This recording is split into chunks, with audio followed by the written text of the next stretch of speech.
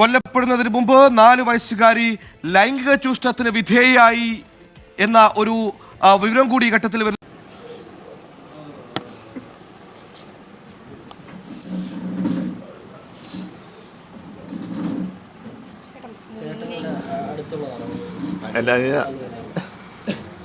ഇവരെ ഏറ്റവും കൂടുതൽ കൊണ്ടു നടക്കണ കൊച്ചനെ അവരാരെങ്കിലും ഫോൺ വിളിച്ച് കഴിഞ്ഞാൽ ചേച്ചിക്ക് ഇവിടുന്ന് അങ്ങോട്ട് പോകേണ്ട സമയം വരുമ്പോൾ ചേച്ചി എന്തെങ്കിലും ഇത് പറഞ്ഞ് ഇവിടെ ഒച്ചപ്പാടുണ്ടാകും. അത് കഴിഞ്ഞിട്ട് അവിടെ ചെല്ലുമ്പോൾ ചേച്ചി പറയും സുഭാഷ് തല്ലി ചീത്ത പറഞ്ഞെന്ന് പറഞ്ഞുകൊണ്ട് അവിടെ ചെന്ന് കംപ്ലയിൻറ്റ് പറയും. അങ്ങനെ അവിടെ ഇവിടുന്ന് അങ്ങോട്ട് പോകാനുള്ള ഒരു കാരണമാണ് അത്. അങ്ങനെയില്ല, മിണ്ടാട്ടം തന്നെ ഞങ്ങളോട് വളരെ കുറവ്. അങ്ങോട്ട് ചോദിച്ചാൽ മാത്രം എന്തെങ്കിലും പറയുമോ ഇതും ചെയ്യുള്ളൂ. ഇവിടെ അച്ഛനും അമ്മയെ കാഴ്ചയിൽ വന്നിട്ട് ഒരു ഗ്ലാസ് കട്ടഞ്ഞായ പോലും വെച്ച് ഇവർ കൊടുത്തിട്ടില്ല. അതൊക്കെ ഞാൻ ക്ഷമിച്ച് ഇവരെന്നോട് അത് ഇനി എല്ലാ കാര്യത്തിനും തീരുമാനം ഉണ്ടാക്കിയിട്ട് കൊണ്ടുവന്നാൽ മതി എന്ന് പറഞ്ഞിട്ട് പോലും ഞാൻ എൻ്റെ സ്വന്തം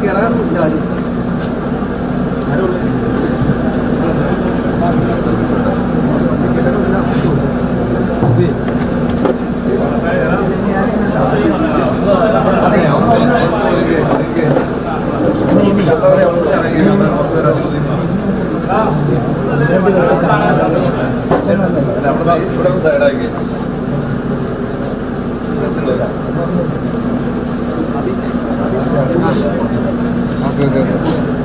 കുറച്ച്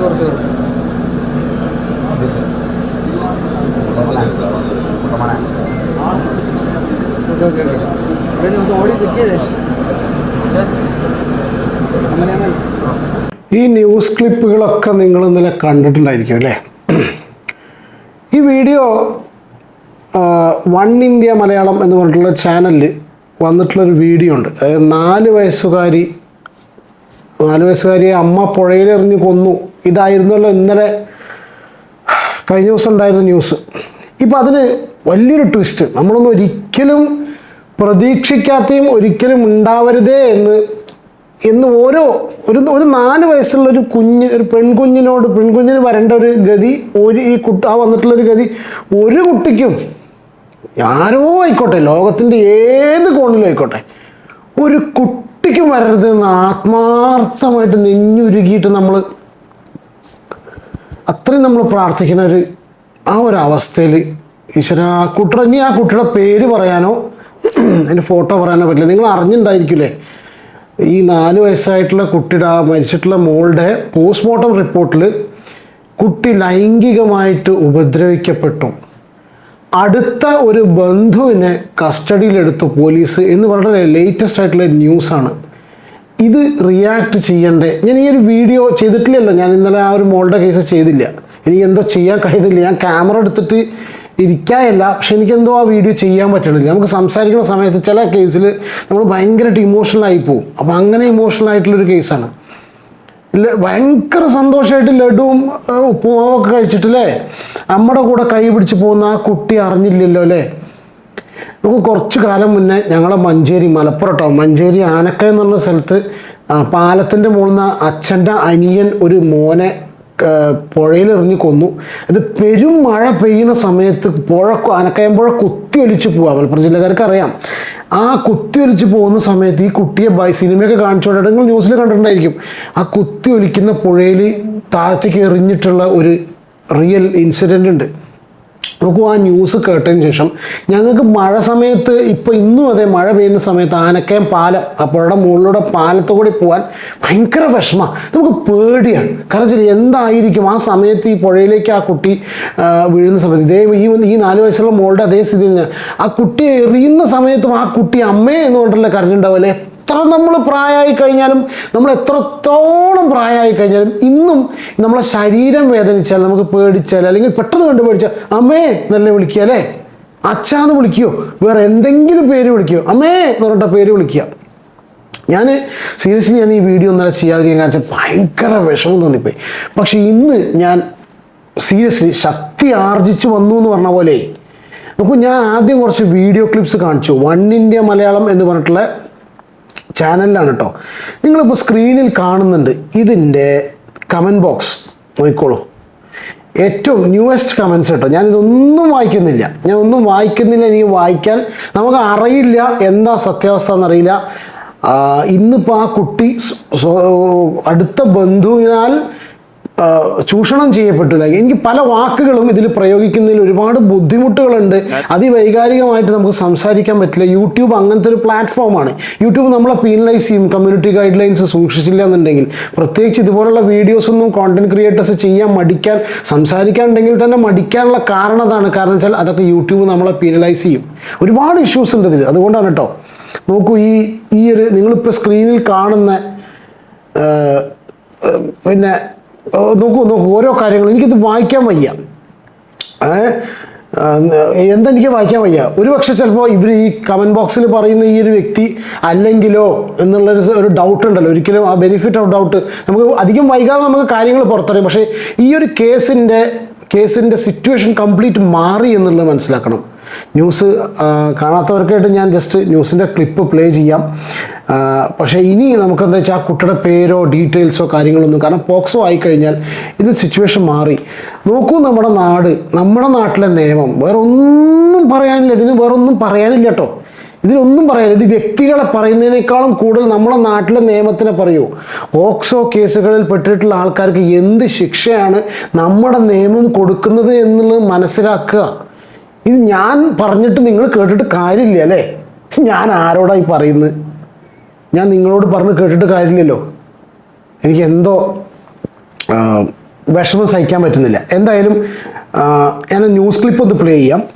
4 വയസ്സുകാരിയായ കുട്ടി മരിച്ച ശേഷം നടത്തിയ പോസ്റ്റ്മോർട്ടത്തിലാണ് കുട്ടിയെ കുറിച്ചുള്ള ഒരു പ്രധാനപ്പെട്ട വിവരം, അത് കുട്ടിയെ ലൈംഗികമായി ചൂഷണം ചെയ്തിരുന്നു എന്നുള്ള വിവരം പുറത്തു വരുന്നത്. ഈ വിവരത്തിന്റെ അടിസ്ഥാനത്തിലാണ് ഇപ്പോൾ അടുത്ത ഒരു ബന്ധുവിനെ പോലീസ് കസ്റ്റഡിയിൽ എടുത്തിരിക്കുന്നത്. പുത്തൻകുരിശ് പോലീസാണ് ഈ ബന്ധുവിനെ കസ്റ്റഡിയിൽ എടുത്തിരിക്കുന്നത്. ഇയാളെ ചോദ്യം ചെയ്തു വരികയാണ്. ഇന്നലെ പോസ്റ്റ്മോർട്ടം റിപ്പോർട്ടിലാണ് ഡോക്ടർമാർ പ്രാഥമിക സൂചന നൽകിയത്. ഈ സൂചനയെ തുടർന്ന് പോലീസ് നടത്തിയ അന്വേഷണത്തിലാണ് ഒടുവിൽ മറ്റൊരാളിലേക്ക് എത്തുകയും അയാളെ ഇപ്പോൾ പുത്തൻകുരിശ് പോലീസ് സ്റ്റേഷനിൽ ചോദ്യം ചെയ്യുകയും ചെയ്തുകൊണ്ടിരിക്കുന്ന സുഹൈൽ. അത്രത്തോളം ഞെട്ടിക്കുന്ന ഒരു വാർത്തയാണ് പുറത്തു വരുന്നത്. 4 വയസ്സുകാരിയെ പുഴയിലെറിഞ്ഞു കൊന്നതിന് അമ്മയെ പോലീസ് അറസ്റ്റ് ചെയ്തിരുന്നു. അവർ റിമാൻഡിലാണ്. ഇതിന് പിന്നാലെയാണ് ഇപ്പോൾ രണ്ടാമത്തെ കേസുമായി ബന്ധപ്പെട്ട ഒരാളെ കൂടി കസ്റ്റഡിയിൽ എടുക്കുന്നത്. ഈ വ്യക്തിയെയും ചോദ്യം ചെയ്തു വരികയാണ്. അമ്മയെ കൂടി നാളെ കസ്റ്റഡിയിൽ വാങ്ങിയ ശേഷം ഈ കേസുമായി ബന്ധപ്പെട്ട മറ്റു ചില വിവരങ്ങൾ കൂടി ചോദിച്ചറിയാനുണ്ട് എന്നുള്ളതാണ് പോലീസ്. നോക്കൂ, 4 വയസ്സിൽ എന്ത് തോന്നും? എനിക്ക് എന്താ പറയേണ്ടതല്ല. 4 വയസ്സുള്ള കുഞ്ഞു കുട്ടി, 4 വയസ്സുള്ള കുട്ടി അല്ലേ? തോന്നുന്ന മാത്രമല്ല, ആ കുട്ടി എങ്ങനെയാവും ഇതുപോലുള്ള ആൾക്കാരെ സമീപിക്കുക? അവരിങ്ങനത്തെ കാര്യങ്ങളൊക്കെ ചെയ്യുന്ന സമയത്ത് ആ കുട്ടി എന്താവും അതിൻ്റെ മനസ്സിൽ? അതിനൊന്നും അറിയില്ല അല്ലേ? എന്താണ് എൻ്റെ ഓപ്പോസിറ്റ് നിൽക്കുന്ന ആ വ്യക്തിയിൽ ആ പിശാച് എന്ത് രീതിയിലാണ് പ്രാപിക്കുന്നത്, ആ കുട്ടിയെ നോക്കുന്നെന്നുള്ളത് ആ കുഞ്ഞു മനസ്സിന് അറിയില്ല. നമ്മൾ ഒരുപാട് സംസാരിച്ചാണ്, നമ്മൾ ഓവറായിട്ട് ഇമോഷണലായി പോവുക എന്നല്ലാണ്ട് ഇതുകൊണ്ടൊന്നും ഒരു ബെനിഫിറ്റും ഇല്ല എന്ന് മനസ്സിലാക്കുന്നു. എനിക്ക് വയ്യ, ഞാൻ ബാക്കിയുള്ള ക്ലിപ്പ് കേൾക്കുന്നില്ല കേട്ടോ. എനിക്ക് ചില പ്രശ്നങ്ങളുണ്ട്. വീഡിയോ ചെയ്യുന്ന സമയത്ത് കുട്ടികളുടെ കേസ് വരുമ്പോൾ, പെൺകുട്ടികളുടെ കേസ് വരുന്ന സമയത്ത് മനസ്സ് പിടിച്ചാൽ കിട്ടാത്ത സിറ്റുവേഷൻ വരും. നമുക്ക് BP ഒക്കെ കയറി കഴിഞ്ഞിട്ട് നമുക്ക് തോന്നിപ്പോയില്ലേ? അപ്പോൾ ഞാൻ ഇതുപോലുള്ള വീഡിയോസ് നിങ്ങൾ ചെയ്തിട്ടുണ്ടോ എന്ന് എനിക്കറിയില്ല. എൻ്റെ സ്ഥിരം പ്രേക്ഷകർക്ക് കണ്ടറിയാം. ഞാൻ ഒരുപാട് ടൈം എടുക്കുന്നുണ്ടെന്നറിയാം. പക്ഷേ എനിക്ക് ക്ഷമിക്കണം നിങ്ങൾ. ഇതിനെന്ത് ചെയ്യാൻ പറ്റും? നമുക്ക് എന്ത് ചെയ്യാൻ പറ്റും? ഞാൻ ഒരു കാര്യം പറയട്ടെ. ഞാൻ എൻ്റെ ഇനി നമ്മളെ വീഡിയോ കേൾക്കുന്ന ഓരോ വ്യക്തികളോട് ഞാൻ പറയട്ടെ. എനിക്കും ഒരു മോളുണ്ട്, 8 വയസ്സുള്ള മോള്. ഞാൻ ഈ കേൾക്കുന്ന ആൾക്കാരുടെ റിക്വസ്റ്റ്, അമ്മമാരോട് റിക്വസ്റ്റ്. അമ്മമാർ ഇങ്ങനത്തെ സ്വഭാവമായി കഴിഞ്ഞാൽ പിന്നെ പറഞ്ഞിട്ട് കാര്യമില്ല. അവൾ എന്താണ് ആ ഒരു പിശാച് എന്ന് പറഞ്ഞാൽ അവൾക്ക് എന്താണ് അവളെന്ന് അറിയില്ല. 2 രീതിയിലും സോഷ്യൽ മീഡിയ തന്നെ വിശകലനം ചെയ്യേണ്ട. ആ കുട്ടിയെ രക്ഷിച്ചതാണെന്ന് പറയുന്നുണ്ട്. എന്ത് രക്ഷിക്കൽ? കൊന്നിട്ടാണോ രക്ഷിക്കുക? അതിനാണോ അമ്മ എന്ന് പറഞ്ഞിട്ടുള്ള കൊല്ലാനാണോ? മകളെ കൊന്ന് രക്ഷിക്കലാണോ? അങ്ങനെയും ചില ആൾക്കാർ പറഞ്ഞു കേട്ടു. ഇതുപോലുള്ള ആൾക്കാരുടെ വീട്ടുകാരുടെ ഭാഗത്തു നിന്നുള്ള പ്രശ്നങ്ങളിൽ നിന്ന് കുട്ടിയെ രക്ഷിച്ചതാണ് അമ്മ എന്ന്. അതമ്മയല്ല, അങ്ങനത്തെ അമ്മമാരല്ല. അപ്പോൾ ഞാൻ പറയുന്നത് എന്താണെന്നറിയോ? നമ്മൾ ആരുമല്ല പറയാൻ, പക്ഷെ എന്നാലും നമ്മൾ പരസ്പരം അങ്ങോട്ടും ഇങ്ങോട്ടും പറയില്ലേ? നിങ്ങൾക്കും ഇതേ തന്നെ നിസ്സഹായാവസ്ഥ എനിക്കറിഞ്ഞ്. ഇത് കേട്ടുകൊണ്ടിരിക്കുന്ന അമ്മമാർക്കാണെന്നുണ്ടെങ്കിൽ എല്ലാവർക്കും നിസ്സഹായാവസ്ഥ. You are all helpless. നമ്മളെല്ലാം ഹെൽപ്ലെസ് ആണ്. സൂക്ഷിക്കുക നമ്മളെ മക്കളെ. അറിഞ്ഞുകൊണ്ട് ചെയ്യാത്തവരെ ഞാൻ കാര്യം പറയും. ഇതുപോലുള്ള പിശാചിക്കള ആ ഒരു കാര്യമല്ല പറയുന്നത്. നമ്മൾ നല്ല അമ്മമാരും അച്ഛന്മാരും നമ്മളെ മക്കളെ ഓരോ നിമിഷവും നമ്മൾ ശ്രദ്ധിക്കുക, ഓരോ നിമിഷവും അവരെ വാച്ച് ചെയ്യുക, അവരിലുള്ള ഭാവമാറ്റങ്ങൾ നോക്കുക, അവരുടെ ശരീരമാറ്റങ്ങൾ നോക്കുക, അവരെ കുട്ടികളെ നോക്കുക. ബാക്കിയൊക്കെ എന്തോ ആയിക്കോട്ടെ. പലപ്പോഴും പല സിറ്റുവേഷൻസിൽ പല ആൾക്കാർക്കും കഴിഞ്ഞില്ല എന്ന് വരും. പക്ഷെ നമുക്ക് അറിയില്ലല്ലോ, നമുക്ക് അവർ ജീവനേക്കാളും വലുതായിട്ടൊന്നുമില്ലല്ലോ, ഇല്ലേ? അതിനേക്കാളും വലുതൊന്നുമില്ല നമുക്കില്ല. അപ്പം മാക്സിമം നമ്മളെ കൺവട്ടത്തുനിന്ന് നമ്മളെ കുട്ടികൾ മാറാതെ ശാരീരികമായിട്ടും വേണമെന്നുണ്ടെങ്കിൽ മാനസികമായിട്ടും നമ്മുടെ ചുറ്റുപാട് നമ്മുടെ കണ്ണിൻ്റെ ഇതിൽ വേണം അവർ, നമ്മുടെ മനസ്സിൽ വേണം. അവർ പഴയ കാലമല്ല. നിയമം, പോലീസ്, ഒന്നും, കോടതി ഒന്നും ചെയ്യാൻ കഴിയില്ല, ഒരാൾക്കും ചെയ്യാൻ കഴിയില്ല. നമ്മളെ മക്കളെ ദൈവം കാക്കാൻ എനിക്ക് അതുപോലും പറയാൻ തോന്നുന്നില്ല. ആ 4 വയസ്സുള്ള ആ കുഞ്ഞുമോള് എന്ത് ചെയ്തിട്ടാ ദൈവത്തോട് പല സമയത്തും തോന്നിപ്പോവും. പക്ഷെ ഞാൻ പറയാറില്ല, ദൈവത്തെ മറന്നും പറയാറില്ല. പക്ഷെ നമുക്ക് ചില സമയത്ത് തോന്നിപ്പോവാണ്. ആ കുട്ടി അനുഭവിച്ചിട്ടുള്ള ചെറിയ 4 വയസ്സുള്ള, ഞാൻ തമാശയ്ക്ക് നമ്മൾ പറയും 4 വർഷമായിട്ടുള്ള ഭൂമിയിലേക്ക് വന്നിട്ട് എന്ന് പറയും. കുട്ടികളൊക്കെ ചില സമയത്ത് വർത്തമാനം പറയുന്ന സമയത്ത് നമ്മൾ പറഞ്ഞതാ 4 വർഷമായിട്ടുള്ള വന്നിട്ട് സംസാരിക്കും. ഈ 4 വയസ്സിലിടയ്ക്ക് 4 വർഷത്തിലിടയ്ക്ക് 2021 കഴിഞ്ഞ് 4 വർഷത്തിലിടയ്ക്ക് ഈ 2020 ഇപ്പോൾ കഴിഞ്ഞിട്ടുള്ളൂ. ഈ 4 വർഷത്തിലിടയ്ക്ക് ആ കുട്ടി പാവം എന്തൊക്കെ അനുഭവിച്ചിട്ടാണ് ഈ ലോകത്തുനിന്ന് പോയത്, എന്തൊക്കെ അനുഭവിച്ചിട്ടാ പറയാണ്. ഞാൻ നമ്മളൊന്നും വാക്കിന് ഇതിനെന്തോരില്ല. പക്ഷേ ആരിതുപോലുള്ള കുട്ടികളെ, പ്രത്യേകിച്ച് ആ കുട്ടി ഈ ലോകത്ത് എന്ത് ചെയ്തിട്ടുണ്ടെങ്കിലും ഭഗവാനെ ഞാൻ പ്രാർത്ഥിക്കുന്ന എൻ്റെ ദൈവത്തോട് ഞാൻ പറയണം, നരകിച്ചൊടുങ്ങണം എന്നുള്ള ഒരൊറ്റ പ്രാർത്ഥന ഞാൻ ഈ ഒരു നിമിഷം പറയുന്നുള്ളൂ. ഞാൻ ഇത്ര ഇമോഷണലായിട്ട് എനിക്ക് തോന്നുന്നില്ല ഞാനൊരു വീഡിയോ ചെയ്തിട്ടുള്ളത്.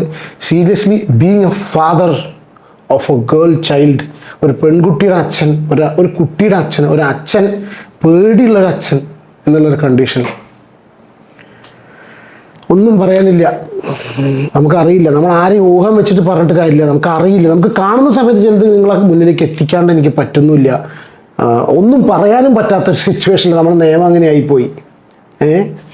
നിയമത്തിൽ മറച്ചു വെക്കാനുള്ള സംഭവങ്ങളുണ്ട്, അല്ലേ? ആൾക്കാരുടെ ഐഡൻറ്റിറ്റി വെളിപ്പെടുത്താതിരിക്കാനുള്ള സംഭവങ്ങളുണ്ട്, ഇന്ന സംഗതികൾ ആര് എവിടെ ഇതൊക്കെ പറയാനുള്ള സംഭവമുണ്ട്.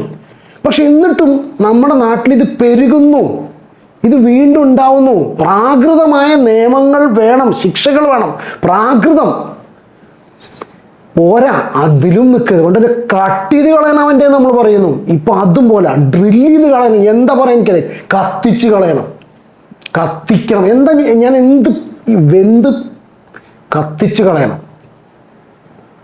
അങ്ങനെയെങ്കിലും ഇത് പിന്നെയും ശ്രമിക്കുന്ന ആൾക്കാർ എന്നിട്ടും മാറുണ്ടാവില്ല, അല്ലേ?